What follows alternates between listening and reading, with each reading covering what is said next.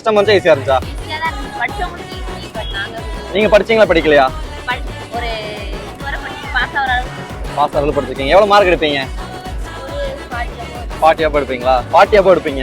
Super, நல்ல mark. ஃபியூச்சர்ல இன்னைக்கு என்ன எக்ஸாம் எழுதுறீங்க பாப்பா? இங்கிலீஷ்.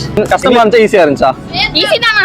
எவ்வளவு கஷ்டமா இருந்துச்சா ஈஸியா இருந்துச்சா? படிச்சிருந்தா ஈஸியா தான் இருக்கும். எவ்வளவு மார்க் எடுக்கலாம்?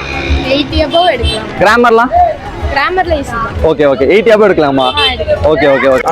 அப்பா படிச்சதெல்லாம் வந்துருந்துச்சா? ஓகே சில அது வந்துருந்துச்சு. Okay okay. எவ்வளவு மார்க் எடுக்கலாம்?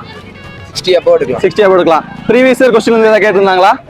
ஆமா கேட்டிருந்தாங்க. ஆனா தமிழ் எக்ஸாம் ஈஸியா இருந்துச்சு, இங்கிலீஷ் எக்ஸாம் கொஞ்சம் கஷ்டமா இருந்துச்சு. கஷ்டமா இருக்கு. ஈஸி தானா? எவ்வளவு மார்க் எடுக்கலாம்? அதான் 65 above வரும். ஓகே ஆனா ஓகே. என்ன எப்பவுமே வர 5 மார்க்லாம் இந்த டைம் வரல. கொஞ்சம் டிஃபரெண்டா கேட்டிருந்தாங்க. ஆனா தமிழ் எக்ஸாம் ரொம்ப ஈஸியா இருந்துச்சு. தமிழ் நல்லா ஈஸி தான். Okay okay okay okay. English மட்டும் கொஞ்சம் புக்கிங் இந்த மாதிரி மாத்தி மாத்தி கேட்டிருந்தாங்க. ஓகே ஓகே தம்பி. 5 மார்க் செக்ஷன் கொஞ்சம் ரொம்பவே டஃபா இருந்துச்சு. இருந்துச்சு.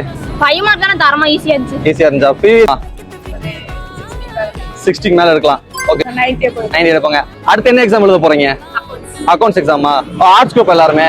Okay okay. அக்கவுண்ட்ஸ் எக்ஸாம் எப்படி வரும்னு நினைக்கிறீங்க? கஷ்டமா இருக்கும் ஈஸியா இருக்கும்னு நினைக்கிறீங்களா?